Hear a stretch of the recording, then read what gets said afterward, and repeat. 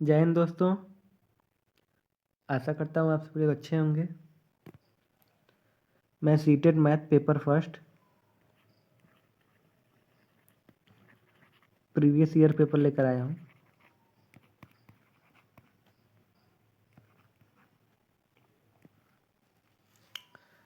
अगर सेशन अच्छा लगे तो लाइक सब्सक्राइब एंड शेयर जरूर करिएगा। चलिए क्वेश्चन चलते हैं। पहला क्वेश्चन, एक समचतुर्भुज के विकर्णों की लंबाई 8 सेमी और 6 सेमी है, इसका परिमाप बताइए। तो हमको समचतुर्भुज का परिमाप बताना है। तो सबसे पहले हमको क्या पता होना चाहिए, समचतुर्भुज के भुजा पता होना चाहिए, तभी ना हम परिमाप बताएंगे। क्योंकि समचतुर्भुज का परिमाप क्या होता है, भुजा गुणे 4। तो समचतुर्भुज ऐसी आकृति होती है, ठीक है।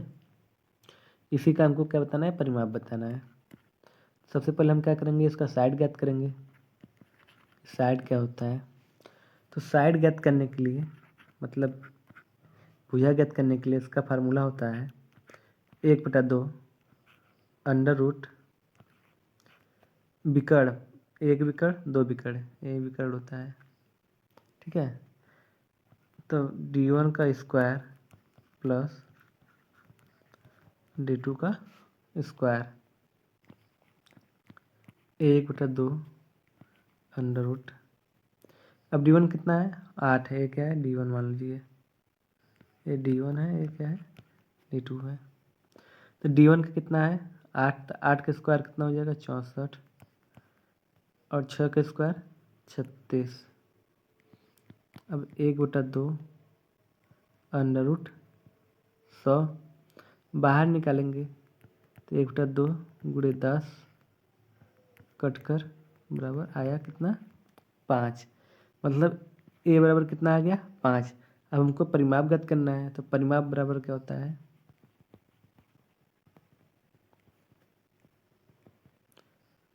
4 गुणे भुजा, ठीक। तो 4 गुणे 5, 4 × 5 = 20 सेमी, ठीक। तो इसका राइट आंसर क्या आ जाएगा, option C is correct answer, 20 सेमी। तो समचतुर्भुज का परिमाप 20 सेमी। चलिए अगले क्वेश्चन चलते हैं। क्वेश्चन नंबर 2, कुछ आमों का भार 2 किलो 600 ग्राम है तथा कुछ सेबों का भार 1 किलो 450 ग्राम है। आमों का भार सेब के भार से कितना अधिक है, ठीक। तो हम क्या करेंगे, आम के भार में से सेब का भार घटा देंगे तो हमको मिल जाएगा कि कितना अधिक है। तो आम का भार कितना था, 2 किलो 600 ग्राम, और सेब का भार कितना था, 1 किलो 450 ग्राम। घटा देते हैं, 0, 10 में से 5 गया 5, 5 में से 4 गया 1, 2 में से 1 गया 1, आया कितना, 1 किलो 150 ग्राम। 1 किलो 150 ग्राम। तो कौन सा ऑप्शन है, ऑप्शन सी, ठीक। चलिए अगले क्वेश्चन चलते हैं। क्वेश्चन नंबर 3, एक आयत की लंबाई l और इसकी चौड़ाई लंबाई की आधी है। तो लिख लेते हैं, आयत का लंबाई कितना दिया है, l, चौड़ाई कितना दिया है, लंबाई का आधा दिया है। तो लंबाई का आधा हो गया। इस आयत का परिमाप क्या होगा यदि इसकी लंबाई दोगुनी कर दी जाए। तो इसकी लंबाई दोगुनी कर जाए तो कितना हो जाएगा, 2l, मतलब नई लंबाई, न्यू लंबाई कितना हो जाएगा, 2l। उसकी चौड़ाई को समान रखा जाए, न्यू चौड़ाई समान रखा जाए, मतलब l/2 ही रखा जाए। अब इनका आयतन परिमाप क्या होगा, तो परिमाप बराबर क्या होता है,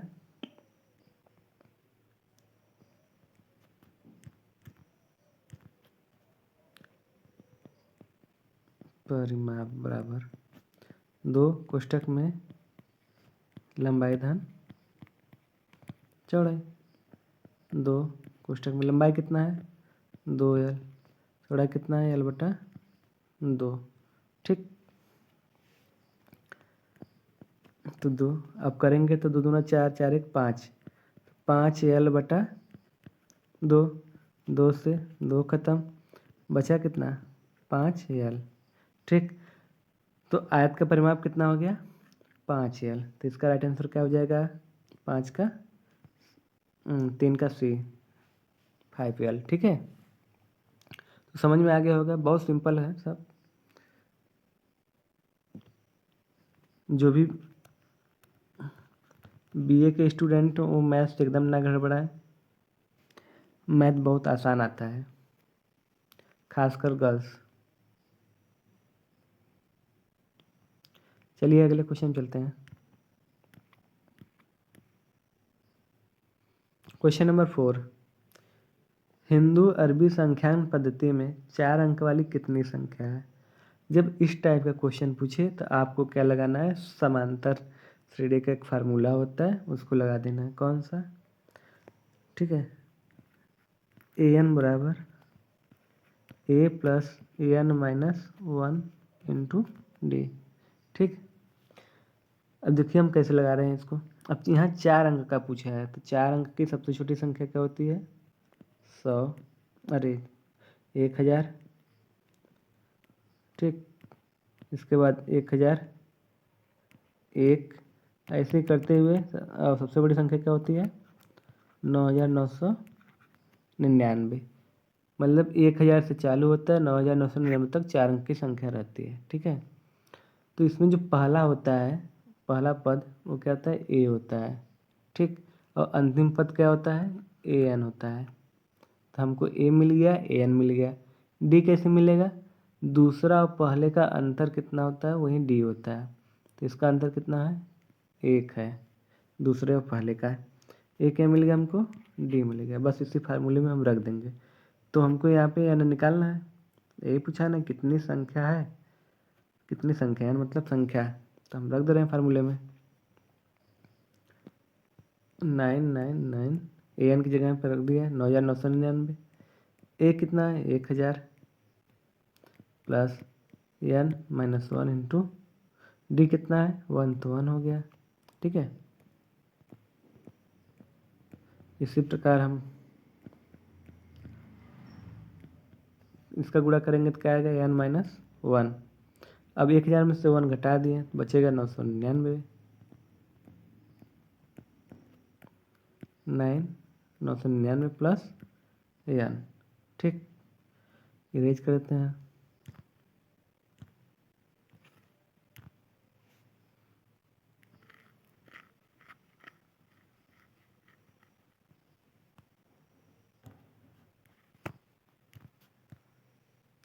ठीक, अब इसमें से हम क्या करेंगे 9999 से 999 माइनस कर देंगे। ठीक, तो एन बराबर हमको क्या मिल जाएगा 9000। ठीक, तो 4 अंक वाली कितनी संख्या है 9000, तो इसका राइट आंसर क्या हो जाएगा ऑप्शन ए। ठीक, तो जो फार्मूला था उस फार्मूले का यूज हम किसी भी संख्या को निकालने में कर सकते हैं। ठीक है, चलिए अगले क्वेश्चन चलते हैं। क्वेश्चन नंबर 5, संख्या 49,532 का सन्निकट हजारवां मान होगा। अब सन्निकट निकालने के लिए हम क्या करते हैं, मध्य से वैल्यू ज्ञात करते हैं। ठीक, मध्य से, अगर मध्य से एक भी पॉइंट इधर रहेगा तो इधर वाला हम लिखेंगे। ठीक, और मध्य से एक पॉइंट कम रहेगा तो इधर चला आएंगे। ठीक, जैसे में अब यहाँ पे हम लिख दें क्या 5.45। ठीक, मध्य क्या होना चाहिए 4 5 की जगह पे 5 होना चाहिए मध्य। तो अभी इसका सन्निकट मान कितना हो जाएगा 5 हो जाएगा। अगर इसी जगह पे 5 होता तो इसका सन्निकट मान क्या होता 6 होता है। ठीक, तो इसी के आधार पर हम इस क्वेश्चन को बता रहे हैं। यहाँ भी कितना दिया है 49,532, इसका सन्निकट मान कितना होगा। अब यहाँ पे हम लेंगे इससे 500 है ना, 500 से कितना देखें 532, मतलब किसकी तरफ झुका है मध्य से अधिक है। ठीक, तो इसका सन्निकट मान कितना हो जाएगा, 49 से ऊपर हो जाएगा, कितना, 50,000। ठीक, तो 50,000 इसका सन्निकट 1000वां मान होगा। Option A is correct answer. सन्निकट बहुत सिंपल है। ठीक, क्वेश्चन नंबर 5 देखते हैं। निम्नलिखित में से कौन सी महत्तम संख्या है। महत्तम संख्या मतलब क्या होता है, बड़ी संख्या। इसमें से कौन सी बड़ी संख्या है, देख लेते हैं। अब इसका वर्ग करेंगे, पहले जोड़ लेते हैं। 2 2 4 2 6, 6 का वर्ग कितना होता है, 36 है। 4 का वर्ग कितना होता है, 16। और इसका कितना होगा, 2 दूना 4 दूना 8, 8 का स्क्वायर कितना होगा, 64। इसका देख लेते हैं। 2 दूना 4, 4 का वर्ग 16, फिर 16 का वर्ग 256। तो महत्तम संख्या कौन सी हो जाएगी, 256। ठीक, तो इसका राइट आंसर क्या जाएगा, डी। ठीक, समझ में आया कैसे महत्तम संख्या ज्ञात करते हैं। एलसीएम में यही पूछा होता, लघुत्तम समापवर्त, तो क्या करते हैं, जो छोटी संख्या होती वही हमारी लघुत्तम समापवर्त होती। ठीक है, चलिए अगले क्वेश्चन चलते हैं। क्वेश्चन नंबर 7, षटभुजाकार पिरामिड के बारे में कौन सा कथन सत्य है। हमको सत्य कथन बताना है, किसके बारे में, षटभुजाकार पिरामिड के बारे में। ठीक है, ऑप्शन देखते हैं। इसके 6 षटभुजाकार फलक होते हैं जो 6 आयताकार फलकों से जुड़े होते हैं। ऑप्शन बी, इसके 6 फलक होते हैं और प्रत्येक फलक षटभुज होता है। एक बिंदु पर मिलते हुए त्रिभुजाकार फलक के साथ इसका षटभुजाकार आधार होता है। इसके 2 षटभुजाकार फलक होते हैं और 6 आयताकार फलक होता है। ठीक है, तो इसका राइट आंसर क्या हो जाएगा, ऑप्शन सी। एक बिंदु पर मिलते हुए 6 त्रिभुजाकार फलक के साथ इसका षटभुजाकार आधार भी होता है। ठीक है, देख लेते हैं षटभुज कैसा होता है। तो यही है, इसको इंग्लिश में हेक्सागोनल पिरामिड कहते हैं। ठीक, यही है। इसमें बता देते हैं कि फलक कौन है, एज कौन है और वर्टेक्स कौन है। ठीक है, तो इसमें देखिए फेसेस, एजेस, वर्टेक्स, और कितने फेसेस होते हैं, कितने एजेस होते हैं और कितने वर्टेक्स होते हैं। ठीक, तो जो कलर कर रहे हैं हम वो क्या होगा, फेसेस अभी कर रहे हैं। ठीक, फेस कौन सा होता है इसमें,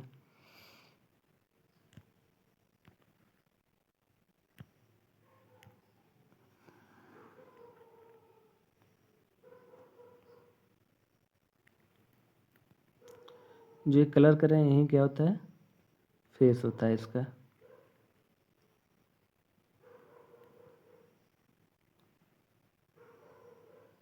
यही क्या होता है, फेस होता है। ठीक, तो इसी के आधार पर हम फेस गिन सकते हैं कितने फेसेस हैं। तो एक फेस ए हो जाएगा, इसके जस्ट सामने वाला एक हो जाएगा 2, 2 1 3 4 5 और एक 6। तो फेसेस कितने होते हैं, 6 फेसेस होते हैं।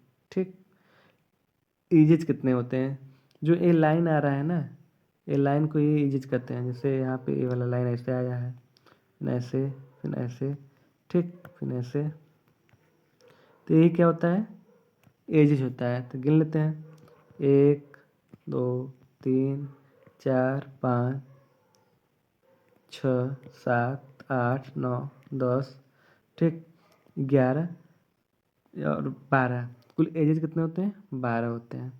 वर्टेक्स, जहाँ पे 2 एजेस मिलते हैं वहीं क्या होता है, वर्टेक्स होता है।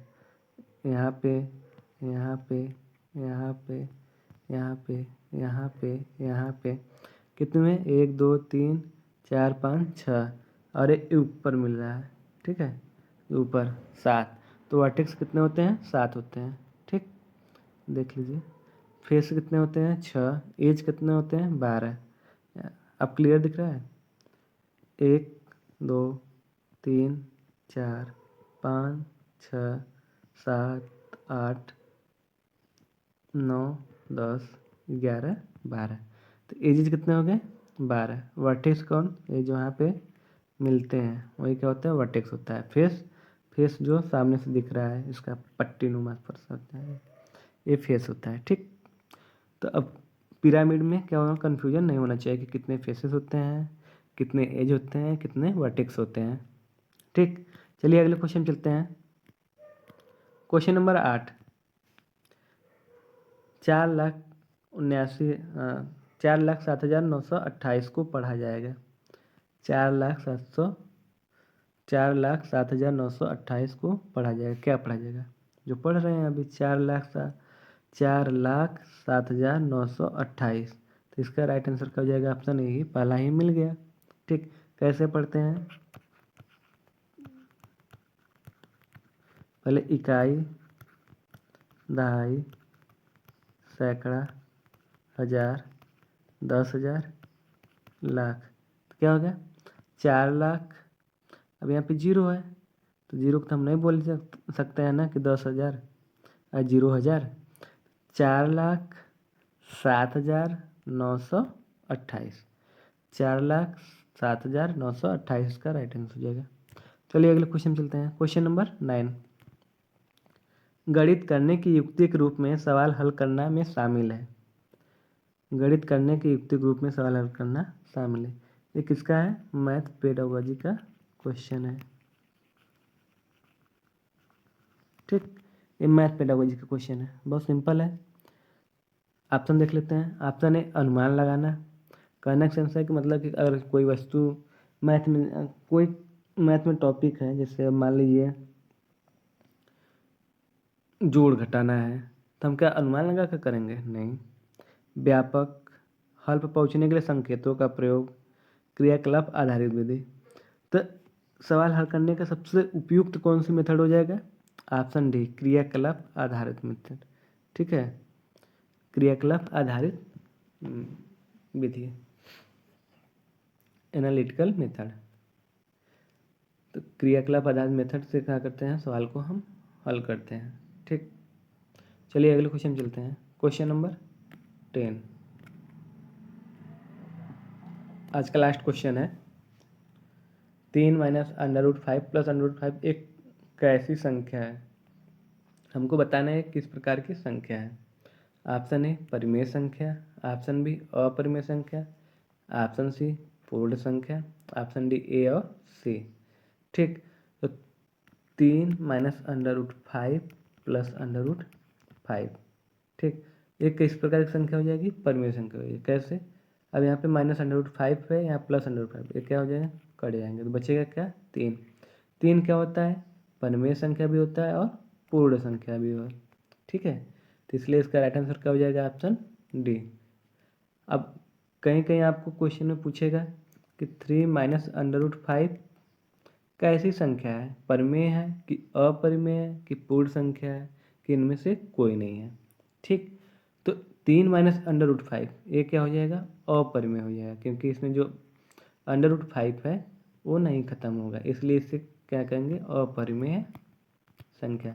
कहने का सेंस है कि इसको हम क्या p/q के रूप में, मतलब भिन्न या बटा के रूप में नहीं लिख सकते हैं, इसलिए क्या हो जाएगा? ये अपरिमेय हो जाएगा। आपको ऐसे भी हो सकता है 3 प्लस √5, क्या यह परिमेय है कि अपरिमेय है? तो क्या हो जाएगा? ये अपरिमेय है। इसको भी हम क्या भिन्न के रूप में नहीं लिख सकते हैं, p/q के रूप में नहीं लिख सकते हैं। परिमेय क्या होता है? जिनको हम भिन्न के रूप में लिख सकते हैं। पूर्ण संख्या क्या होता है? जिनका भिन्न नहीं हो। ठीक, वो कंप्लीट हो बस। जैसे 3 है, क्या है? पूर्ण है, इसके बटा 1 लगा सकते हैं, तो ये क्या हो जाएगा? परिमेय हो जाएगा।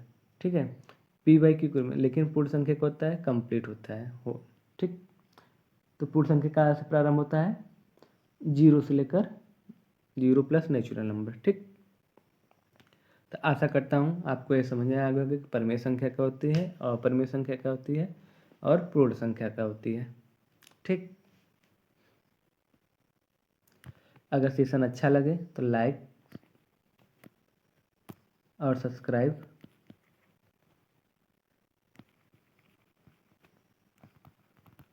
एंड शेयर जरूर करिएगा। ठीक है, फीडबैक देना ना भूलें।